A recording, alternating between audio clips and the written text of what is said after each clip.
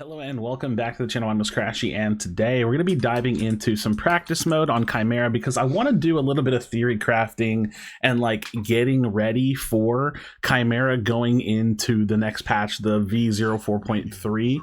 v0.4.3. I don't know if I said that right, because we do have some changes coming up, mainly Sky Splitter losing its crit and losing some of its sustain. So I actually have the patch notes here with me, and I'm going to jump scenes a little bit.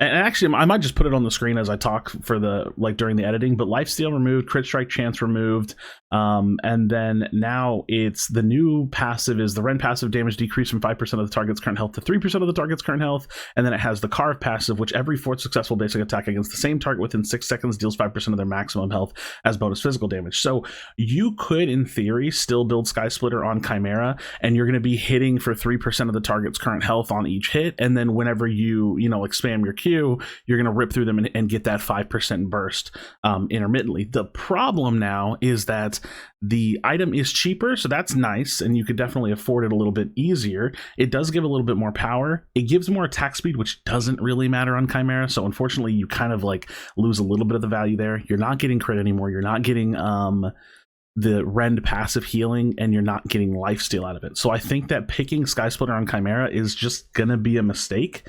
Most likely. I don't think it's going to be as good.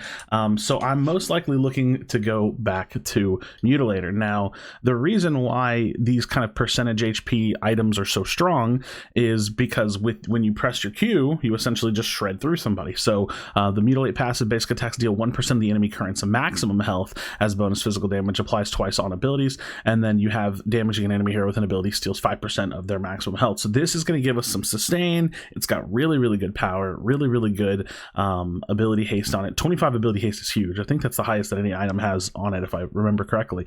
So Mutilator probably going to be my first buy. Now, in the past, I've had a couple of Khaimera builds that I like to go into, and with Bonesaw getting kind of a buff, Mutilator Bonesaw is going to be a really nice bruiser build option. This was the first build option and the first bruiser build that I had for Khaimera. I definitely think it's going to be a potential strong option here as well. But let me go on ahead and look at Ashbringer, because with Ashbringer on Khaimera is actually getting kind of buffed. So let me find it here in the patch notes, and I'll pop it up on the screen. So 3,400 gold cost, 45 physical power. This is a complete rework of the item. 20 attack speed, 15 ability haste, so more additional haste. So that would put us up to, here, let's actually look it up. I know it's not, we don't have the live version yet, but this is what the build would look like in game.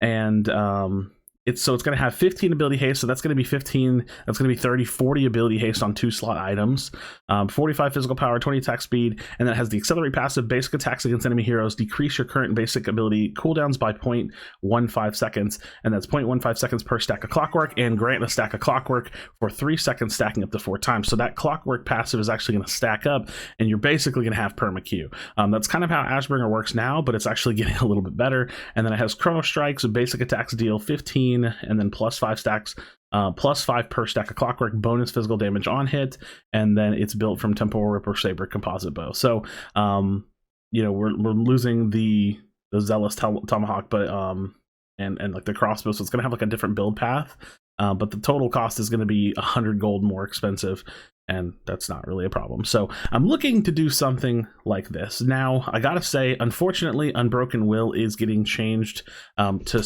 a pretty substantial degree. Now, Unbroken Will is a pretty cheap item, and I think it's still going to be good, but I'm not sure if I'm going to build it on everybody like I used to, because this is when you're immobilized, take 20% decreased damage. Unbroken Will now is going to basically increase your armors. So on tanks, I think Unbroken Will still be pretty solid. I'm not sure if I'm going to like it as much on bruisers. So this makes me want to push myself more into the fighter kind of style, where I'm building items that are really good for me, but not necessarily items that are tank items. Now you still can, because I'm pretty squishy with Mutilator and Ashbringer. I mean, Mutilator's going to give me some good sustain, but it doesn't have any additional health or armor on it. Ashbringer is a literal carry item. So this is going to push me in a direction where, and again, this is just me like kind of live theory crafting on the spot. This is going to push me in a direction where maybe for my armor, I'm always a big fan of Draconum. I'll probably pick up Draconum, but again, no additional health. It does come with 35 physical armor, so I might do something like this. And then with the buffs and the changes coming to Legacy, this is going to be a really, really strong item. But again, it gives armor, but no additional like health or anything. So I might look at a build like this. Again, these are the live items, so keep in mind that you know, a couple of these items are changing into, say, something like a Salvation or some kind of a tank item, because this is a pretty solid bruiser kind of build. And honestly, it just depends. Like, I may push the Legacy back, I may push the Draconum back. The Draconum is really, really nice for getting some additional healing, but Salvation may end up being my big bruisery kind of tanky item, so to speak, without having to sacrifice damage and going full tank. If I did want to go into some form of physical armor specifically, like, there are some decent options. You could get something like Citadel, where whenever you dive in, you're going to be lowering armor. You could go Tainted Guard. I think on Bruisers is a phenomenal item. It just gives you a lot of haste. It gives you health. It gives you physical armor, but then you have the Blighted Thorns passive. Whenever hit by a basic attack, reduce the source's healing by 40% and apply a bleed to them for 3 seconds, which deals magic damage based on your physical armor. So obviously it would just be a little bit of damage because you're not really building a ton of physical armor. But if I build this, like, say, with a Draconum, that could be decent, and you're always going to be in the fight, so they're gonna hit you and take blight. So it's definitely an option. But this is kind of what I'm looking at in terms of the foundation of a bruiser build for Khaimera. And we'll just do some things really quickly. We'll level up, and obviously this is not live, so, or like, this is not the new patch, so this is just the live patch currently, and I'm just theory crafting it at the moment. But yeah, I mean, essentially, and then I'll probably still go Brutal Axe, because I think even though Brutal Axe and Icecorn Talons are getting nerfed, it's still going to be a pretty solid option. But essentially this is, you know, same kind of a feel, right? Like, perma-spamming Q with Mutilator, having increased healing armor with Draconum, and a burst heal if you do get a takedown, having CC immunity, more physical damage with Legacy, and then having either like a tank item or something like Salvation, which is going to play off of, you know, that low health percentage. So for whenever you do fall low, it's going to grant you a large shield. So it's funny because Legacy is originally at falling below 40%. That's actually changing to 30%.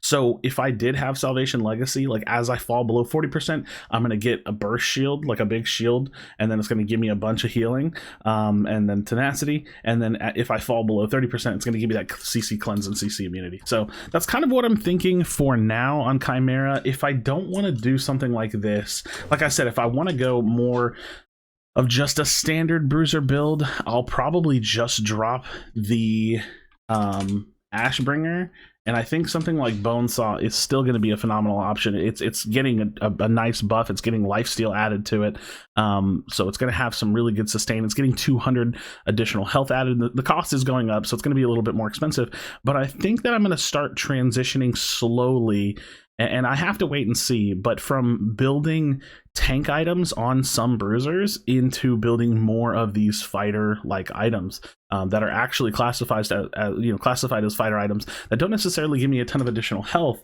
but do give me the armor and then the power that I can actually play with. And I'll adjust this and tune this as I need to. You know, if Draconum is, you know, solid armor option, like these are just really solid armor options, maybe the last slot item is a tank item, right? Like, maybe I'm still struggling with armor, and so I go, you know, what would we build here? Maybe I build something like Tainted Guard, or you know, Warden's Faith, something that's just going to give me like a ton of health. So we would have to just see. So that's just kind of what I'm thinking for now. Just wanted to hop on here and do a quick video, just theory crafting some of these new items and some of the changes, because this next patch doesn't have a ton of implications for bruisers. I'd say there's a little bit with like new augmentation. It maybe could be built on crunch, or like will be decent on crunch. I think Bonesaw changes are just nothing but positive. I'm quickly looking through them. I think assassin builds are going to be really interesting, but the core build items that I got to look at are like the removal of Sky Splitter for most bruiser builds. I think is going to be standard. I don't think you're going to see me building it on bruisers. at all. Unbroken Will getting, yeah, it went from 20% damage mitigation to grants 30% increased total physical armor and magic armor. So there is like mitigation, but it's not nearly 20% damage mitigation. So that's a pretty substantial nerf to Unbroken Will. And I don't think that it's a bad item, but I'm not sure that I'll even build it on tanks right away. It may be something that I build 5th slot on tanks as I gain additional armor and get deeper into a game if I feel like I need it. But yeah, unfortunately, Icecorn Talons and Brutal Axe both getting nerfed because of like weird like niche abuse cases, where they you know, the devs said that 80 carries were building Brutal Axe, although I don't really feel like I saw that too much. But it's losing a little bit of lifesteal, and it's gaining some power. And then Icecorn Talons is getting pretty substantially nerfed, where it's 15% increased power instead of 15% increased damage. That's a huge change. So let me know your thoughts in the comment section down below. I would love to hear what you're thinking about Khaimera builds specifically. I'm going to obviously play new builds and record videos for it, but I wanted to hop on here and give a little bit of an info dump on what I'm thinking. So as always, friends, drop a like in the video, subscribe for future Predecessor content, be sure to be kind of one another, tell someone you love them, and I'll see you on the next video.